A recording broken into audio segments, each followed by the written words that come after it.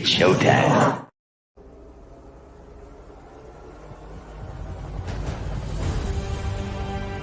Our brethren are already in the field.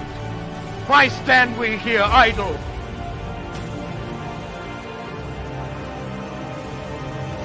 What is it the gentlemen wish? What would they have?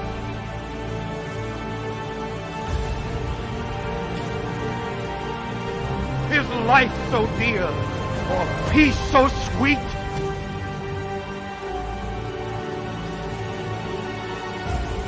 Has to be purchased at the price of chains and slavery? Forbid it, Almighty God.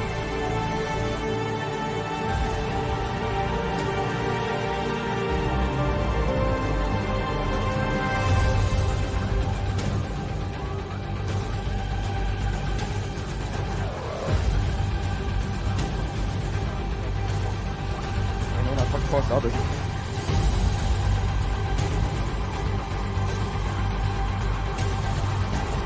That's for me. Give me liberty, or give me death.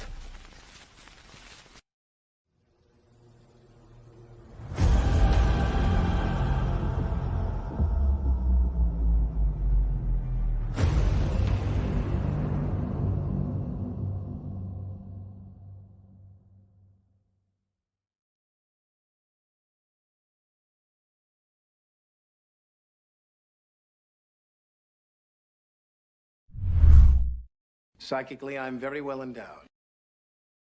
I wanna know what you're thinking. There are some things you can't hide. I wanna know what you're feeling. Tell me what's on your mind.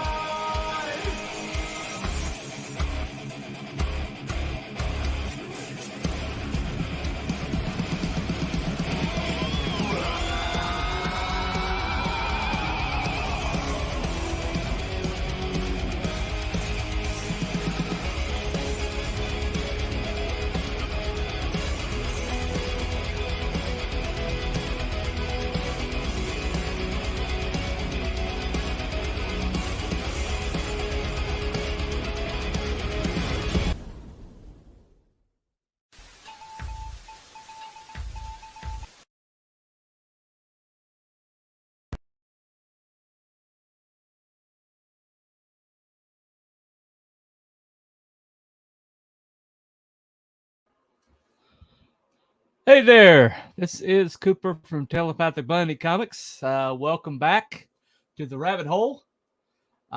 Looks like technical problems are not happening today, so fingers crossed. Anyway, got a few comments over here to show up. Let me see here. Mr. Creator's Atlas is just the show where I get the gas. Oh, wait, I do that every show I pop on. Yes, you do, pretty much. Love that trailer. I appreciate it, man. And all right. Cyberpunk says he's eating right now, but he might pop on. So we'll find out. But anyway, that's what the call-in show's about. Flexibility. People popping on and in and out. Well, while we are waiting if see if people are going to join us, let's get a review in. All right. Now, this is a book I honestly thought was dead. I didn't think that. Let me center that right quick. I said to be right, kind of off right here. Let me go. There we go. All right. Better. All right. This is a book I kind of thought was dead in the water. The guy kind of disappeared for a long time. And so that's usually a pretty bad sign anyway. But what we got was a couple years later, this guy resurfaced, and named Carlo wrote, and they came back with the comic. So, is it any good? Let's check it out. Got a patch with it. The Sworn Club. There you go. Pretty cool. Got a short. Kind of a ash can right here. First hunt. kind of like a not quite an origin story, but similar. Just kind of like an earlier story. And got this sucker right here, Death Sworn. All right, now look at the cover on that, man. He did another piece of art for the back. Not everybody does that. That's shows a lot of dedication. Got a card in the middle right here. Death Sworn guy himself. And actually, I haven't looked at these. I didn't realize these were here. So, all right. So we got Death Sworn himself right there. He's got a really cool look about him. I really like it. The femme fatale, a little bit of boobage right there. I guess it's the drop that one. Here is a little bit of swimsuit action. I'm always good about that. And kind of the secondary protagonist, one of the kind of a roguish guy, and Johnny Danger happens to be in it. Let's see. I think this is a bunch of villains. Yeah, that's the villains. Hold on. There it is. All right, so got those cool prints with it. I think it was part of a stretch goal, if I'm not mistaken. I haven't gone back and looked. It's been a while since I backed. Anyway, so the art is just incredible. He obviously spent a lot of time thinking about colors, thinking about layouts. The lettering was a little bit intrusive. I don't know who did his lettering. Let me see who did the lettering. Yeah, he lettered it himself. Edited by Von Klaus, though. I definitely could see some of Von Klaus in here. Story progression definitely was a lot smoother. And it's just really cool. Look at that panel right there. Look at that. There you go. With a cursed axe. He has a lot of his like development art in the back. Just really cool. This is called Death Sworn. Not currently up for sale. Doesn't have a campaign open. I don't know where you can get it. If you see this, Mr. Carlo Rowe, let me know where we can acquire this, if it's possible to acquire it, and I will put that information out. Now, is it good? Well, around here we're high on the storytelling.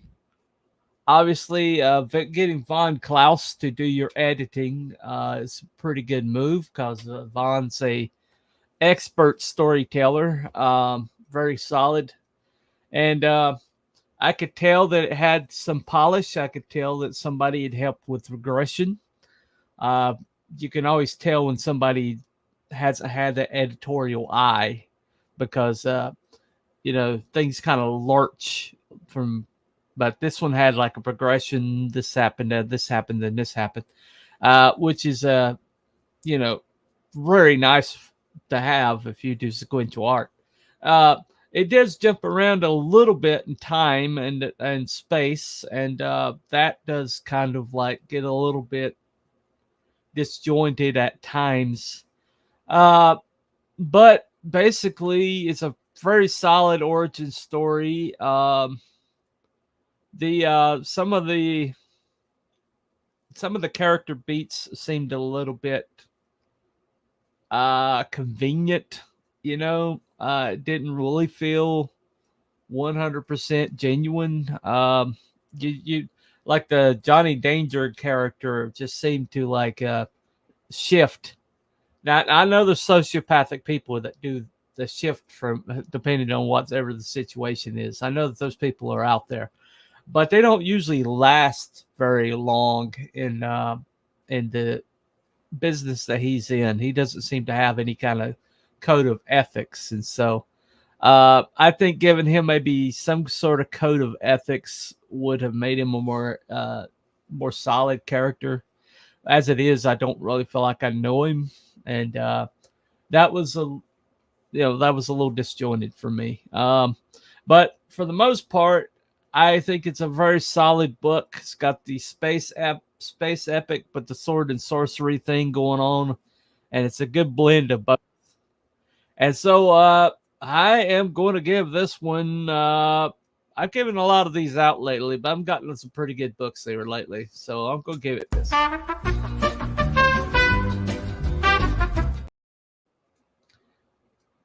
Yes, you saw it. 5 carats out of 6. Very solid book. I am very. I enjoyed it. Now, hopefully, he can close in on the times between books, maybe, because it's left on a cliffhanger, and I'm like, will I ever see the end of this? I don't know.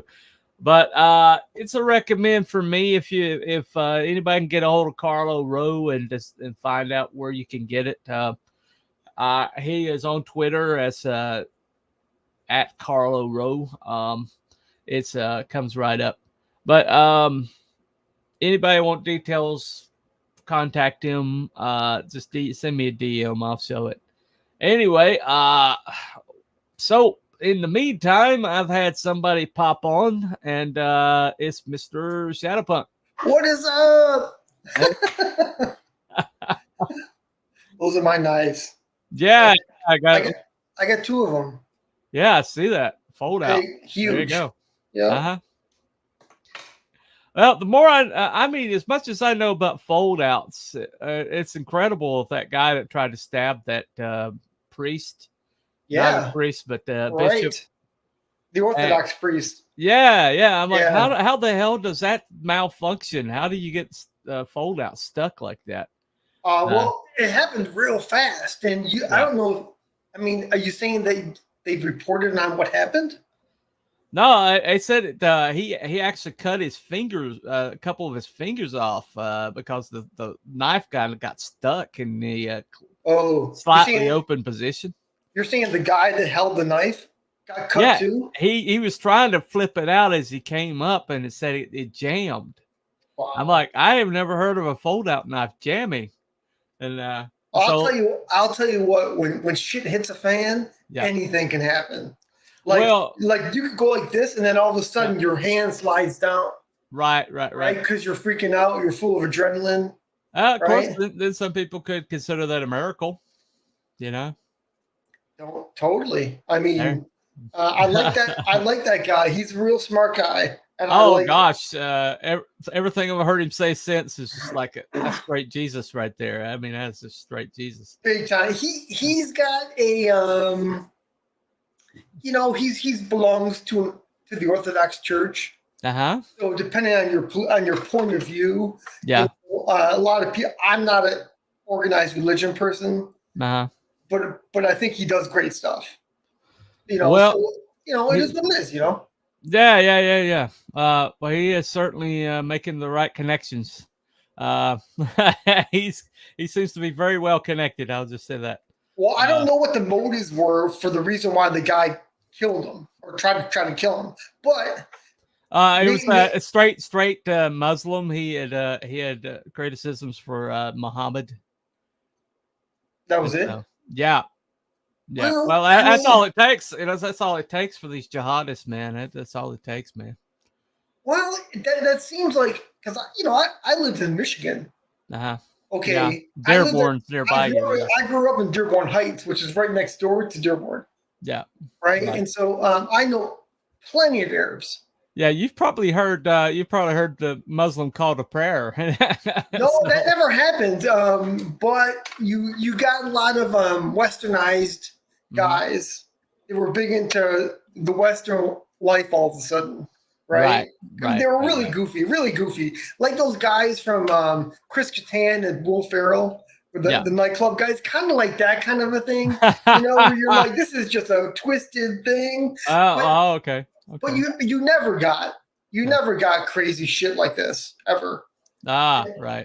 So when I see stuff like this, I have to wonder if this guy's a fringe of a fringe. Well, that might be changing because there's a bunch of people shouting "Death to America" in Dearborn the other day. So yeah, but you know what though? That could be true. Totally, that could be true. It was on camera, man. It was on camera. But if I pay you $100 for each of your buddies, we can get you to say that, right? I mean, it isn't. They were burning an American flag.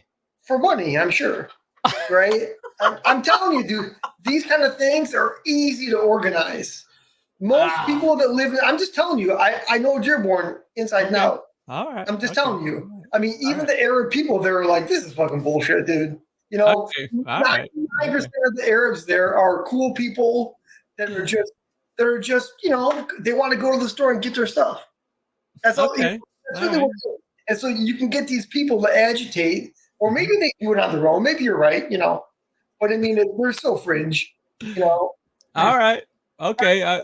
I'm taking your word for it. I don't live near there, but I just, my own eyes, the eye test was, I see people of that persuasion with the little, and they're shouting "Death to America" and they're burning a flag and it's on American soil. So I find that a little disturbing. You know what? Totally true. A lot of times television has a way of like horses with the blinders on. Well, this wasn't television though. Television didn't show it. It was like on X. Well, no, that's what I'm saying. And when I say television, I mean the video camera. Yeah. Right. You can focus people the way you want to focus them at. So I don't know if you know this, and I know your show isn't about this, but Dearborn for forever. Yeah. Up until the 1980s, early 1980s, it was you don't fuck around. Mm-hmm. Okay. Unless you're white, you don't really go there and fuck around. And everything's cool. Everything's cool. But if you start messing around and you're not white, they're gonna kick your ass out of Dearborn. Right? They're gonna make sure. Yeah, that was and it wasn't like as much of a racist thing as it was. Don't mess our shit up. Oh, okay. Don't mess our shit up, dude. So, and that was kind of the thing. So, it's changed. That part has changed. It kind of like feeds into the day's topic. Gaslighting. Right. Your eyes aren't seeing what you think they're seeing. You're seeing these people say "Death to America" and they're burning a flag on American soil, but that doesn't necessarily mean, I mean.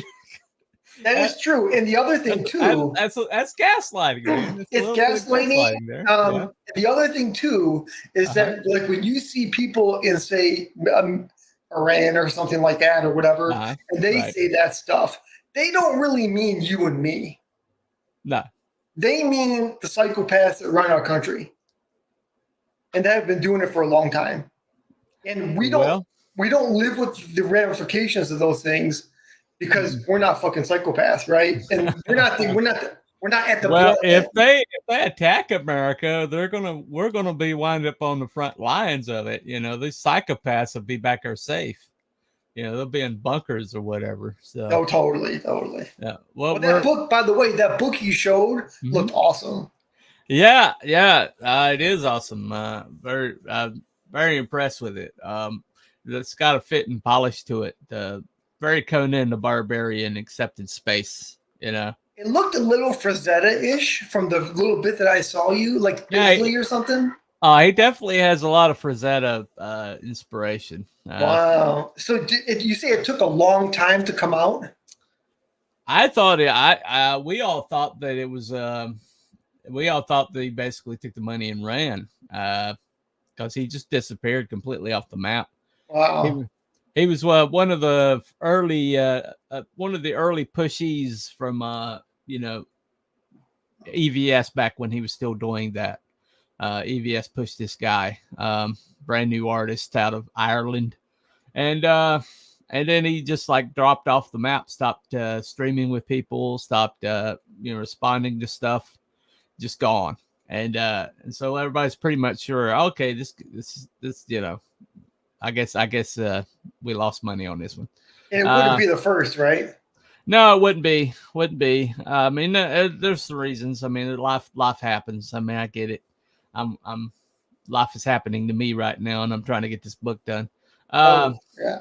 So I mean, I feel that, but he came back and then he's like, okay, I got a book, and not only do I have a book, I have an ash can, and to make up for some of what. That's cool. And so he got it all printed off, and he sent them out.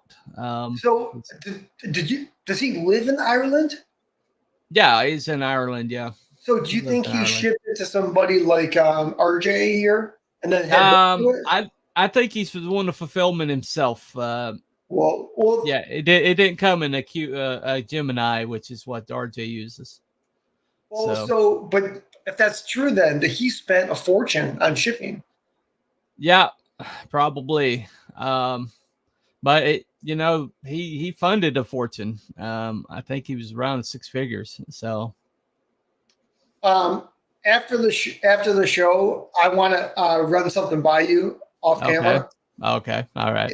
We talked about it DMing the other day, and I was like, what do you think? And then I got a cooler idea, and I just want to run it by you. That's all. All right, no problem. Well, let's get into the topic a little bit. Now, there is when we're talking about gaslighting, we're talking about basically the main thrust of what they do to people when they're trying to like slide things by them or get people to accept changes and alterations that are obviously not good or not positive.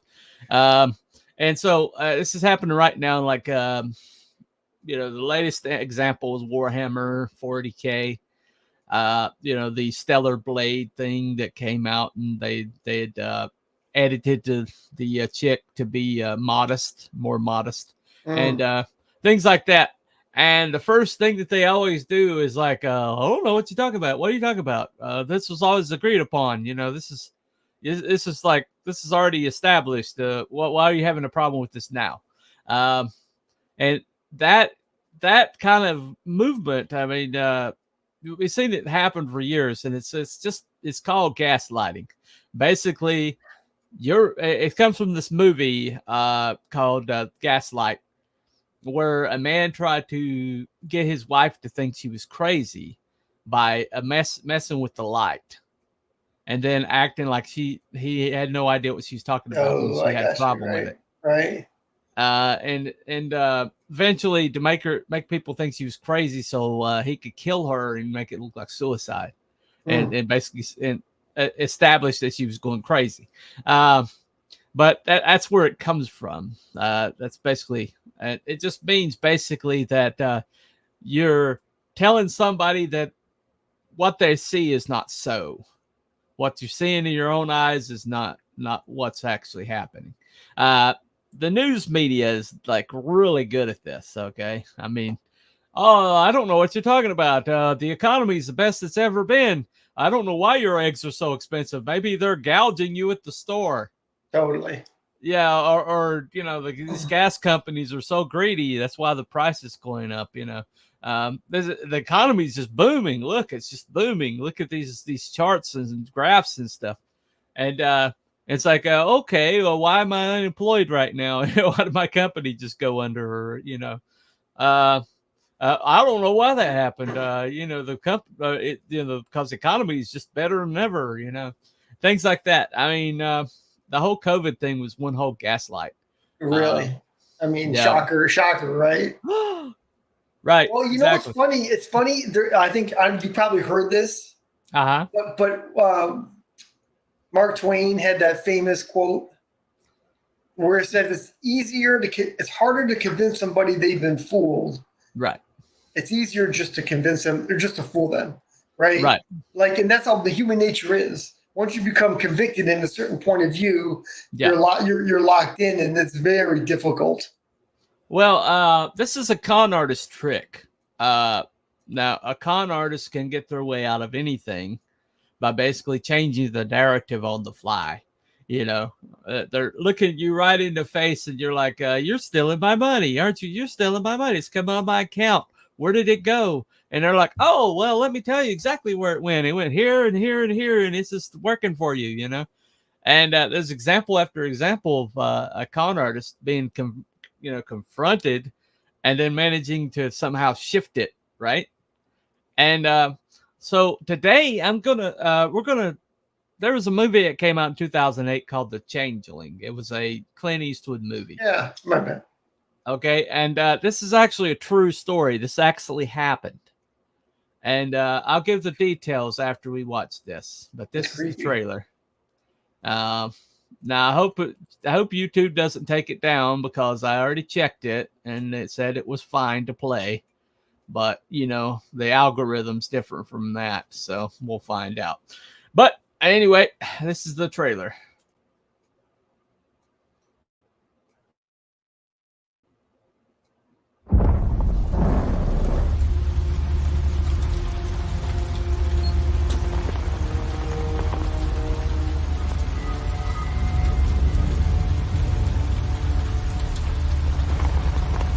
My name is Christine Collins. On March 10th, my 9-year-old son, Walter Collins, disappeared. And a 5-month investigation led to a boy being brought to Los Angeles from DeKalb, Illinois. The LAPD told me and all of you that this boy was my son. He was not my son. Is this Mrs. Christine Collins? Yes. I'm the pastor over at St. Paul's Presbyterian. I've made it my mission in life to bring to light all the things the LAPD wish none of us ever knew about. This police department does not tolerate dissent, and you are in a position to embarrass them, and they do not like it. I just want my son home. Why are you doing this, Mrs. Collins? You have stopped looking for my son. Why should we be That is your looking for responsibility. someone we've already found? The mayor wants this to go away. You can't do this. No. You are to convey the prisoner to the Los Angeles County General Hospital psychopathic ward. By signing this, you certify the police were right in sending you here for observation, and it absolves them of all responsibility. I won't sign that. Orderly! What the hell have you done with Christine Collins? I know my son is out there. I can still feel him. Your son, unfortunately, would not be the first, but if you do it right, you may very well be the last. Your handling of the Christine Collins case has exposed this department to public ridicule. If the boy you brought back is not Walter Collins, then where the hell is he? I want my son back. I want my son back.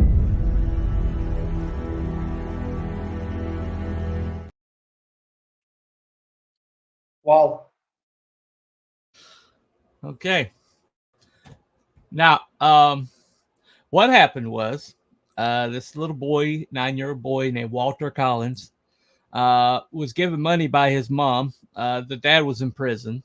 Dad was a con artist and basically got called for tax evasion or something. And he was in prison.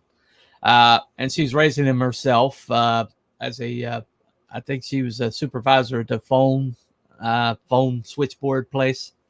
And well, she sent him basically that day, nobody thought anything of the kid walking to, to go see a movie or whatever. So she gave him money for a movie. Well, evidently, at that time, there was a criminal who happened to, well, not a criminal, a serial killer, who happened to be in the area. Let me see. Let me find it right quick. I have it pulled up. This is the Clint Eastwood movie, by the way. Yeah, the movie. It's a Clint Eastwood movie. Yeah. But Gordon Stewart Northcott was his name. He was a serial killer of young boys, and he had he had a kid with him. who was like his nephew or something, that he used to kind of like lure these boys to their death. But basically, so what was his name? I had that open anyway. But the little boy basically would ride with him to look for kids that were wandering by themselves, and they would, because there was a kid with him, they thought they were safe, and they would he could talk them into the vehicle, and he'd take them back to a chicken coop on the ranch, and there he would do things to them and murder them, and they don't know how many kids that he got. The young boy testified to as many as 20, but they only the mother of this guy, he was born out of wedlock. She never really told who the father was, but she basically she had like several stories over the years of who this guy's father was, but all we know is that he kidnapped boys and took them to this ranch, and they murdered them there.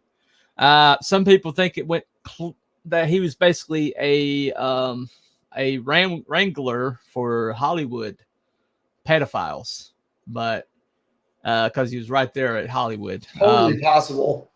Totally possible. What we know now.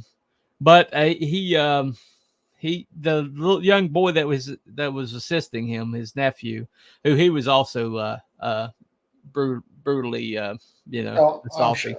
I'm sure. Well, he basically this is hilarious. Okay, his mother came down to see what was going on, because he was there for 2 years. So she finally comes down to see what she's coming from Canada. Finally comes down to see where he is, what's going on, and he basically tells her that he's making him do stuff, and he's terrified of him, and when she runs back to Canada, as soon as she gets back to Canada, she tells goes to the local embassy for America, and they sent a letter to LA, the LAPD. LAPD blew it off.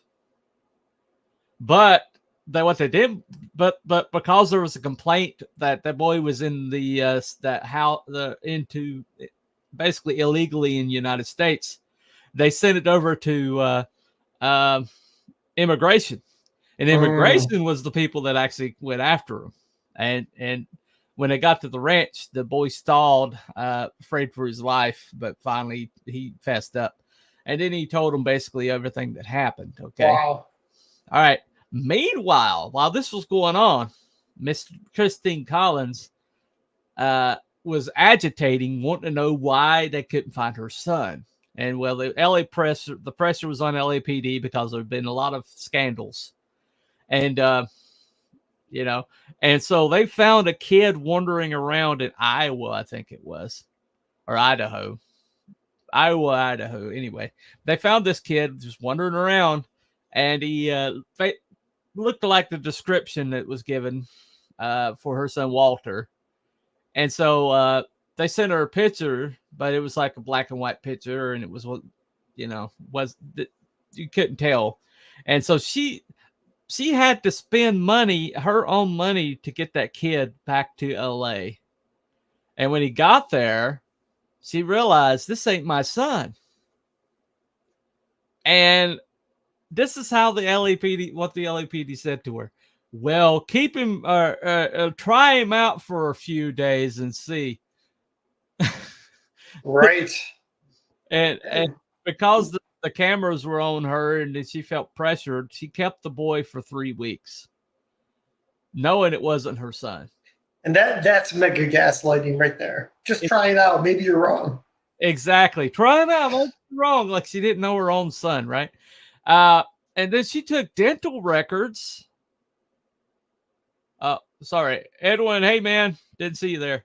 But she took dental records and some adults that knew her son with her to the LAPD with this child, and said, this is not my son. And I know he's not my son. They know he's not my son. Here's the dental records that proves he's not my son. So what did the LAPD do? Did they like mea culpa, or we're so sorry for your inconvenience, we'll figure this out? No, they called the guy who was over it, called her a bad mother. He's never seen anybody worse, and that he thought she was crazy, and he had her committed. Now, at that time, it doesn't sound so bad, but back then, the mental institutions were torture chambers, okay? All sorts of stuff happened to her, and while she was there, they tried to force her to sign a paper that said that she absolved the LAPD of all wrongdoing, and she refused to do it. And because of that, it took 10 days, even after the child finally confessed, realizing that he'd gotten this lady in trouble and she'd only been nice to him. He finally confessed that he wasn't Walter, that he just wanted to come to. When they corralled him, they basically mentioned that, hey, you get a trip to LA if you agree to be Walter. And he's like, I want to meet Tom Mix, like my hero Tom Mix. That's who. And so he thought he'd go to LA or go to Hollywood and meet people that and so he came thinking that was going to happen. Then he realized when he got here that, oh crap, I'm in the middle of something here. And so he's afraid. Oh, sure. Yeah. Because they basically threatened him, you're Walter. There's no way a kid's going to hold up. Exactly. But he finally confessed to it. And it took 10 days after that confession for them to let her out of there. They even went so far as ECT, electroconvulsive therapy. They shocked that lady. Okay. To try to get her to basically agree that they had no fault here. And but when she finally got out, she took it straight to the press. This is not my child. They're lying. My son is still out there, and they won't look for him. And so basically they're like, oh, we had no idea. We had no this. He said he was Walter, and she took him into custody. Because she took him into custody, we assumed that was her son, even though they right. And so everybody's like, washing their hands of it. Meanwhile, this child comes forward and says that this murderer had been murdering these children. And one of the kids missing kids that they showed him, he pointed out one of them as one of the ones that he thought were murdered. One of them was Walter. And the mother actually confessed to it. I thought in the movie that the one kid got away. Was he not her son, the kid that got away at the end? Well, they never really confirmed. She always thought that the child that got away was Walter. And so the rest of her life, she believed that Walter was still out there somewhere. And she never believed that he died there. This reminds me, have you ever heard of the Johnny Gosh case? Nope, I have not heard that. This kid in Des Moines, Iowa was out doing the morning paper route, 6 a.m, and he got picked up by one of these kind of people. Right. And after the mother went ballistic and they never found the kid, she got pulled over by the police like a year later. Yeah. And the cop gets out and he says, just to let you know, I'm a sheriff from the county over. And we came over and they told us to go home. We were going to help you look. And you realize that the people are in certain areas around the country are controlled. Yeah. Well, basically what I was going to talk about though is the fact that how did she beat the gaslighting? Because she eventually won a court case against the LAPD. She never collected because LA is just that corrupt. But she never collected it, but she won a court case against them. And basically the reason why is she did not give in to the gaslighting. And they were hoping that they could pressure her into accepting this child as her son. And it was like, and so they wanted her to believe it was her son. The press wanted her to believe it was her son because the press wanted a happy ending here for their paper, circulation. And so everybody was pressuring her. This is your son. No, this is your son. Look, this is your son. That's Walter. What are you talking about? He says he's Walter. He looks like Walter. He's Walter. And they just like all this pressure came down on this poor lady. She's already fragile state of mind because of her she lost her son. And so it's only after, you know what that is, though? I mean, I would guess that if it was she got sold a bag. Sorry about that. She got sold a bad car or something mundane like this in the world, then she would probably crumble. But if it's about her kid, certainly pretty large percentage of women, right, bottom line, right? You can't push me this far. Right. If it's something else, you can screw me around, but in this, there's no way. So maybe that's what it was. Well, the thing about this though is the way that gaslighting works is to try to override your own sense of reality. Right. And I use this as an example because it's just such a blatant example of it. But I mean, it's never. I've never seen it more clearer than this. Hold on a second. Where's the women? They're here somewhere. I don't know. Anyway, but basically, it's just a clear example of them trying to alter reality to suit their own agenda. Okay, and meanwhile, this child is completely unlooked for. I had a video I was going to show of this whole thing. She's buried in an unmarked grave. They only know like between the markers where she's buried. Really? So she doesn't even have a headstone. But wow. But it's funny, that movie made her put her on the map and still don't know where she's buried. So that happens a lot, But wow. But she spent the rest of her life convinced, and she won 2 settlements. She won that first settlement, which was the equivalent of over $200,000 against the LAPD, and she won a second settlement against the officer who basically had her committed. I'm not going to mention his name. I don't give a shit. But she won like over $300,000 against him, but she never got a cent of it. But the rest of her life, she was still looking for Walter. So she never was convinced that he was gone. But I mean, it is what it is. But I mean, when you look at what's happening now, what's happening now is everybody is trying to convince you that the sky is green when you can look up and see it's blue. Everybody's trying to convince you that there are more than 4 lights, if you know what I'm talking about. Star Trek.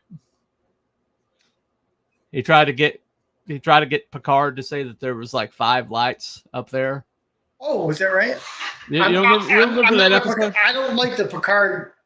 Okay. Well, there's this Picard episode where it was based on something else. I think there was a movie. It might have been 1984, where they were torturing him, trying to get him to see that there was 5 lights when there was only 4. Right. Because in 1984, 2 plus 2 is 5. Right. Exactly. And so basically, at the end of it, he enacted defiance. He said, "There are 4 lights," and it's a very famous clip, right? Right. And it's funny because when they're taking him down, And they're like, he said, I don't know how much longer I would have held out because I was starting to see 5 lights. Totally. I think in 1984, that's kind of what it was. It's like the answer is what we tell you it is. And when you get there, you're going to have nothing left inside. That's how I'll know that you'll just say 5. Well, the thing about it is if you look at what she did, she basically,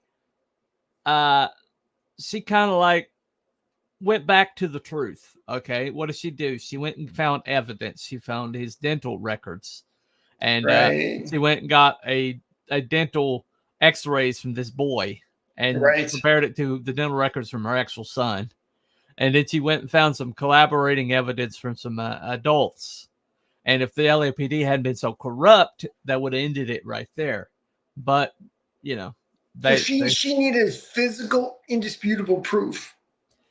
Right. Well, she, the thing about it is the way you defeat gaslighting is you go back to what's true and you hold on to that with both hands, And what we're seeing right now is like, oh, well, the economy's great, blah, blah, blah. And then it's not great because you go to the grocery store, you go to the gas station, you know what your utility bill looks like. Things aren't great, okay? But then if you watch the television, and the people that are still watching network news are just like so brainwashed, and it basically gives you what's called cognitive dissonance. Oh, big time. And cognitive dissonance means that your brain is trying to override what you know is true. And because you're like agreeing with this overriding, or trying to agree with this overriding of your common sense, it causes you basically mental illness. And you're seeing a lot of mental illness right now. Well, I'll tell you that cognitive dissonance exists on so many levels in our life. Yeah. You go, it's like, let's just say you go, you told people the moon was made of cheese, and right. They would go, they still think it is. And you go, well, cheese comes from cows, dude. And and they're like, well, and when they start to add it up, they stop adding up. Right. And they just don't want to get into it. Well, so right. 1 + 1 = 4. Right. And you go, but you see people shut down. They shut down when they go, I'm going to stop asking questions. Right. And because it's too difficult for me to figure it out. Well, essentially you subvert your own will, because there's a part of humanity. Right. There's a part of humanity that knows when they're under somebody else's thumb. Okay. We have this inherent, like it's innate knowledge of when we're being controlled. And it's like, the thing about it is once you see that, you basically, once you realize that the Matrix has you, you can no longer live in the Matrix, but some people, once they figure out the Matrix has them, they just like choose to live in the Matrix, That is true. The thing is though, the truth is, when you really apply that logic, it's pretty scary. And you go, I don't want to live in a world where that's scary. I want to live in my little bubble, my sugar bubble. Right. I just want to bury my head in the sand and just go along. Right. Hey, maybe Luke Skywalker did turn into a homeless hermit to like to suck green titty milk out of the actual nipples of a space manatee. Hey, maybe. Yeah. Let me just go along with that, And you know what's odd about like that example right there? What's odd about it is that I don't think they're doing the gaslighting thing is a little bit in the culture, like as far as like comics and movies, right?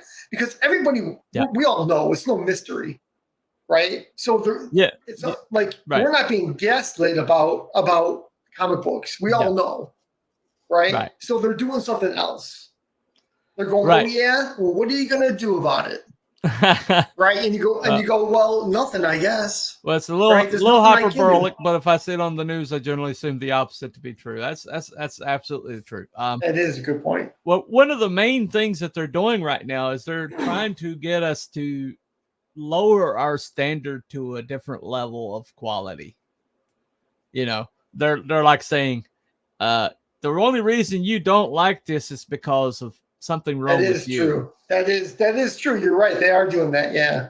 And there's something wrong with you because this is good. Look at all these people that are saying it's good, but then when you look into see who's saying it's good, they're all controlled by the people who. That's what it is. Who has the most advantage for people to believe this is good. We first saw this in 2016 Ghostbusters on a mass scale. I mean, it was happening before that, but that was the first time a major release of a movie came out, and people were like, "It's good, it's good." All the critics were like, "It's good. This is a good movie," and it's like then you see the user scores before they killed the user score, and user scores are like, "This is the worst piece of crap movie I've ever seen," and you start seeing that disparity between the critics who are like saying, "Oh, this is 85% positive score." And then the user score would be like 5, It's like, right. Wait a second here. Why are we having this disparity? And then when the Captain Marvel came out, they completely killed the user score. They nerfed it. That's right. And just like got rid of it altogether, basically. But it's like all of it's gaslighting. All of it's gaslighting, and they're wanting us to settle for a lesser quality. And they're like, well, if you don't accept this quality because we say it's quality, then there's something wrong with you. You're flawed in some way. You know what? You are right. Because a good example of this would be Captain America. When they say Captain America is a Hydra agent, right? And so then you go, and then when people go, this is bullshit, they go, no, you just don't get it. Don't you get it? It's always been kind of like this. Right. And they're like, oh, it's part of the plot line. It's part of the plot line. What's wrong with you? Go along with the plot line. It's like, well, Captain America would never, ever, well, they have this cosmic cube thing. No, he would never, ever do this. He would never do this. Or you do this storyline, but the payoff at the end is the truth, right? And it's big. You go, this is worth it. Yeah. Like you cry your eyes out watching Cap betray everybody and be who he isn't, and then but they don't do that though, right? They don't. Right. They don't do that. They make you think it's going to happen, but then it never does. It never happens. As a matter of fact, you see this like with the John Kent, who was part of the Super Sons. He was the son of Clark Kent and Lois Lane, and they had this great comic with him and Damian Wayne. Just a great written comic, one of my favorites of all time. And then suddenly, in comes what's his name? Starts with a B. He always screws up everything. The writer, you mean? Yeah, a writer. The name starts with a B. He always screws everything up. Anyway, so he gets a run on Superman, and he decides that in some way, shape, or form, he ages John Kent up to be an adult to replace Clark Kent. Basically, they age him up. And this is the gay Superman. Yeah, and then suddenly, oh, he's gay. It turns out he's bisexual. He was a kid. He's still a kid. He's a teenager or something, I think. Chronologically, he's like 13 years old, and you have him like stalking somebody that's 18 or 19 or whatever. Well, in the book there was physical. Oh yeah, there's more than that.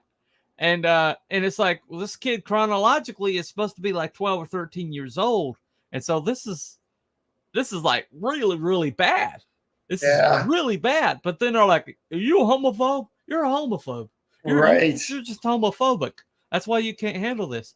It's like, wait a second now. He's supposed to be chronologically 13 years old. By your freaking writing, he's supposed to be around 13 years old mentally.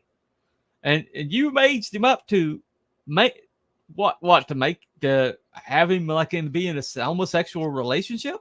How is that not like, how are you not the twisted one? You know? I mean, hello, good stuff. What's up, dude? Up? But I mean, but then they just like gaslit the shit out of you, saying, well, you know, actually, that's what I hate. They always start out with, well, actually, no, it's not actually. By your standards, he's supposed to be 13 years old mentally. Right. And now you have him having sex with a guy who's like 17, 18, or 19. Right. You know, I don't. So in the real world, that kind of gaslighting goes on too. We're like, what's wrong with it? Well, what? You know, it's normal for most people or whatever. And you're like, and then you find out that this whole post, that like 13 and 18, that dynamic is common. Right. They like the prepubescent kind of deal. Yeah. Right. Or like that 13-year-old deal. And you're like, dude, this is fucked up.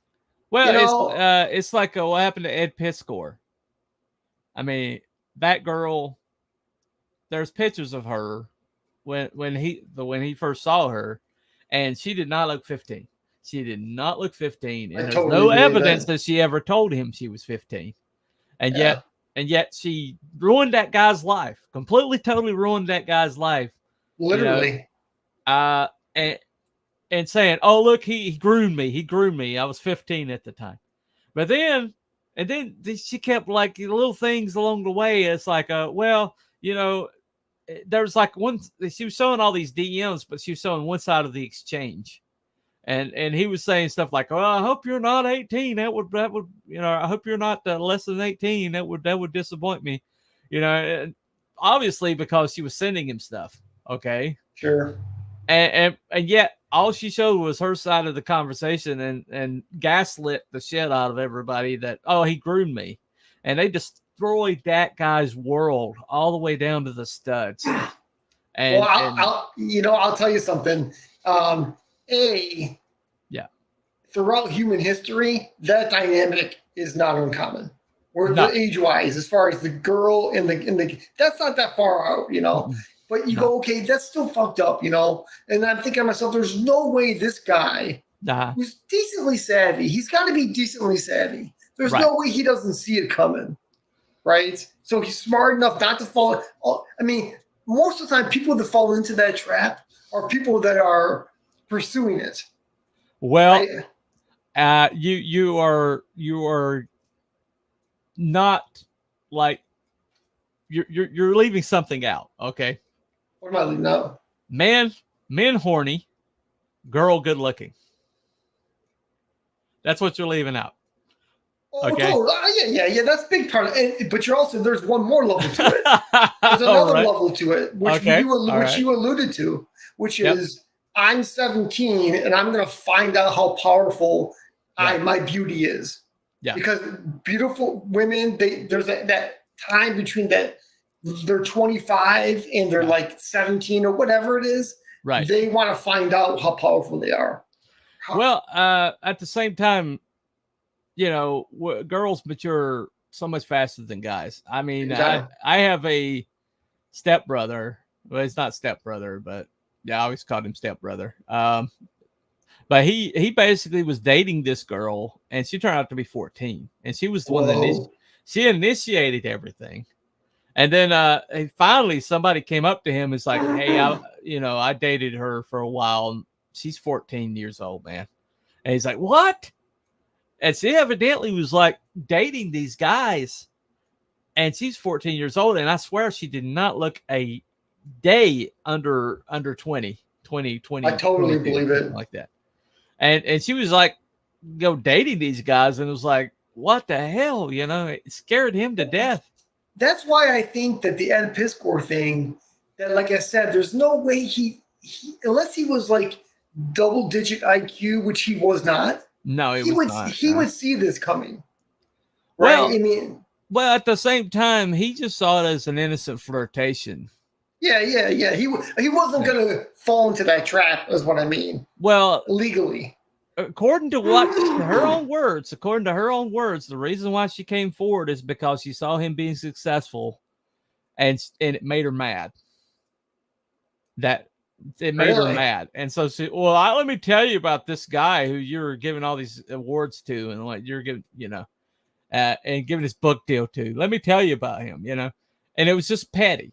It was just pure pettiness. And then this other lady like glommed onto it, and it turned out that she dated him for a while and had some booty calls, and then it never went anywhere. And she was butthurt about that. And so these two together ruined this guy's life. Completely, totally ruined this guy's life. And then when he had nothing left, he felt like he had nothing left, and he took that life. What did they do? Underground. Nobody's ever, no one's held accountable. Exactly. Nobody's ever been held accountable for it. I mean, he gave a list of names, of familiar names, okay? The usual suspects that jumped on and totally destroyed everything from him. So do you think that he knew exactly what they were going to do to him? Well, yeah. You know why? Because he participated in it before. Did he? Yes. Okay.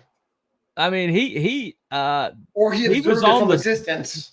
Well, he was on the same side as those people for a long time. Was he? Okay.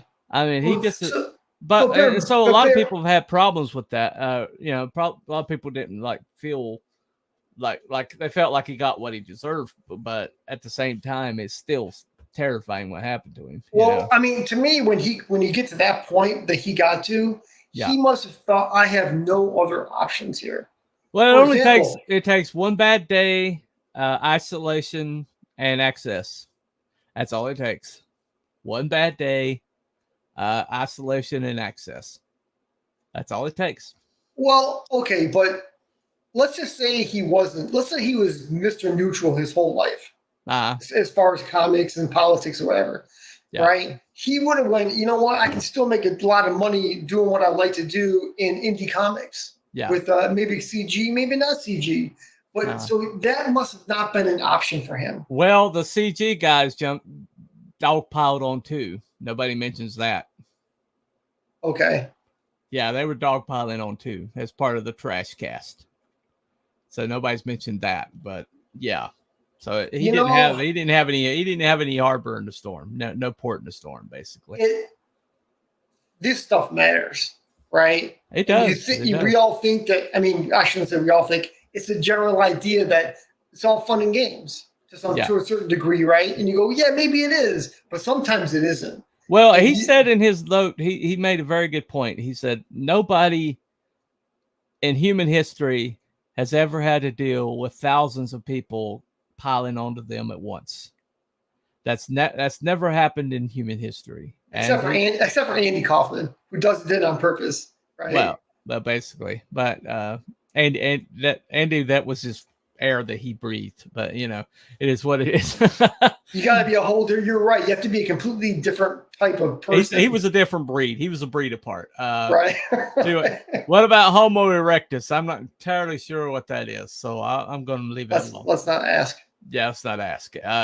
But anyway, so basically, the reason why I brought up Christine Collins is because, it's a good. It's the best example of gaslighting I've ever seen. I mean, this is your son. No, it's not my son. This is your son. Yes, it is. It is your son. Take him home. Try him out. Try this stranger out, and as your son.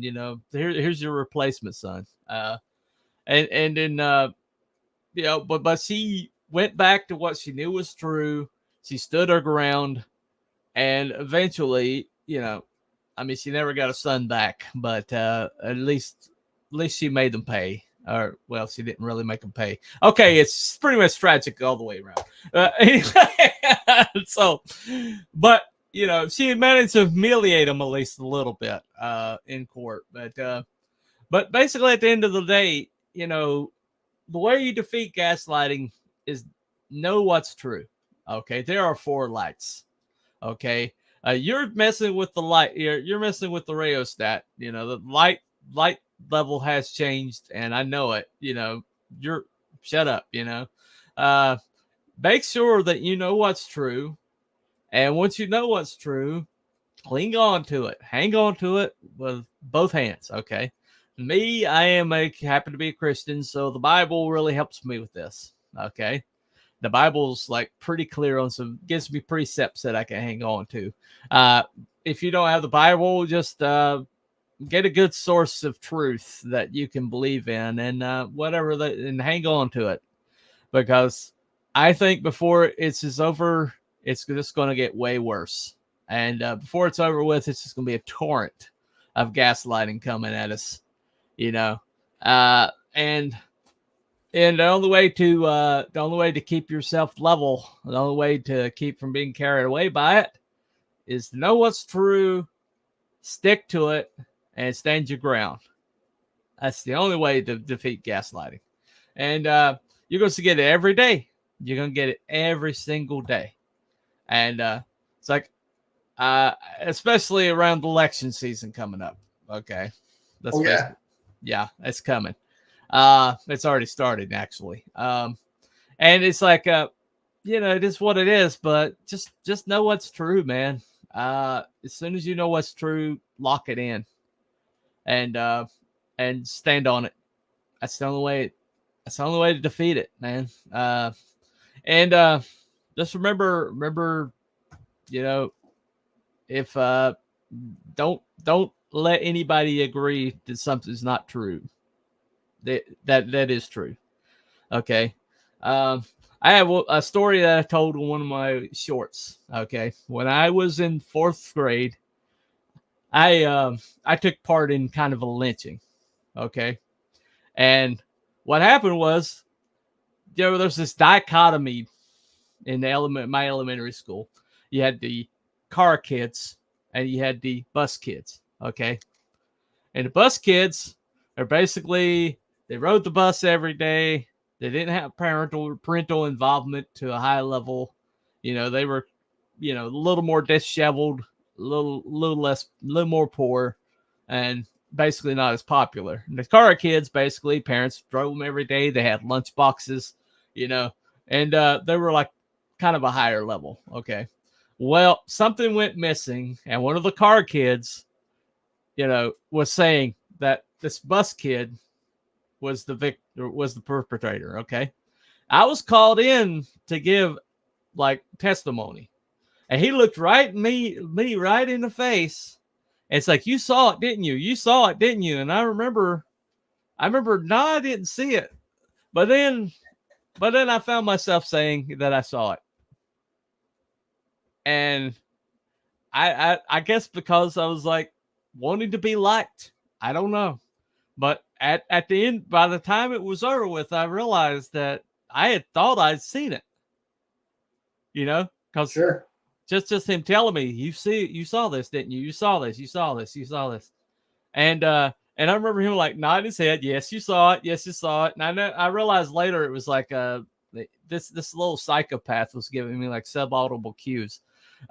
Somehow he, I don't know if it's just pure cunning. He knew how to do that. Basically con artist trick. Okay. And basically by the end of it, I was testifying against this guy. Well, later on, that guy got caught red-handed. The car kid got caught red-handed, and had to apologize to the whole entire class because his mama caught. You know, he got a note sent home. We all got a note sent home, and his mama caught. I found it in his stuff that he was the guy that did it. And so while he's apologizing to the class, I look over, and that bus kid who I rode on the bus with. Right. I was a bus kid too, so I rode on the bus with this guy, and he was looking right at me. Well, and I have never forgotten that to this day. But gaslighting, you can be a good guy. You can have your heart's in the right place. You could be, you know, you could be just like true blue as can be, and then just one moment of weakness because you've been told that this is true, you can actually convince yourself it's true. And it's happen to anybody. So the only way to defeat it, know what's true, and stick with it, and stand on it. That's the only way. So, you were saying? Oh, that's a great story. Great story. I'm glad you learned the lesson when you were a kid. Well, I'm not saying that I always followed that lesson, not to the letter. To the degree anybody learns a lesson, right? Well, I mean, I basically, it's just a good example. But I'm capable of it. That just lets me know I'm capable of it. But at the end of the day, though, learning what gaslighting is and learning how to fight against it is a very important tool. Okay.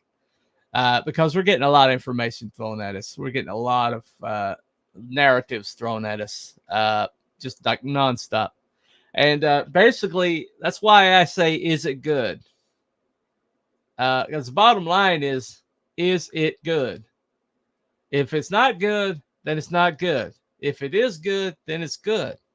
Doesn't matter who did it. Doesn't matter who the artist is. Doesn't matter who the writer is. Is it good? As long as you just completely, totally try to be as objective as possible. Exactly. It's like the whole thing with EVS saying that this was, back here he's pushing it, and now he's saying it's bad. It's like, well, it was bad back then because you're breaking down why it's bad now. And so what was you doing back then? You were gaslighting us back then. Now you're not. But how do I take you seriously? Was it good then? No, it wasn't. Is it good now? No, it's not. So, right. And this happens with everybody. Right. And essentially, the only way that you can know for sure is to ask that simple question: is it good? And if it is, then say it's good. And if it's not, then say it's not. That's the only way that we can get through this morass of narratives. That's the only way we can get through all this stuff. Got a couple people popped on. Hey, Belmont, what's up, dude? And hanging that picture frame behind the couch shadow. No, I refuse to. Anyway, evidently that's a ongoing thing there. You used to have like a cool lighting rig going on in your. Yeah, I do, but it's too much light here now. Oh, okay. Yeah. Well, you need to find like a man cave in the house somewhere, Well, I turned my living room into my studio. Oh, okay. Right. So it is what it is. Let's get some blackout drapes then. I could. I could. I mean, yeah. Blackout drapes. I'm a third shift guy. Blackout drapes are the only thing that keeps me alive. Anyway, I've done that before. Yeah. Anyway, all righty. So that's been the show for the day. Thank you for coming and hanging out with me, Shadowpunk. Got any more thoughts on before we go? No, I'm good. All righty. Okay, so everybody, if you want to know, you want to see my comic book, it's in the description. Also, if you want more of the merch like this right here, it's in the description. And along with all my socials are also on the link tree, which is in the description. Anyway, but thank you all for coming. Thank you to visiting the rabbit hole. And thank you to Fluffiest Chat and all of YouTube. And we will see you next time. So, see you bye. Later, everybody. Sorry. What language I'm speaking right now? Pig Latin. I don't know. Pig Latin. Anyway. See you later, everybody. All right. Bye. Esperanto. That's what.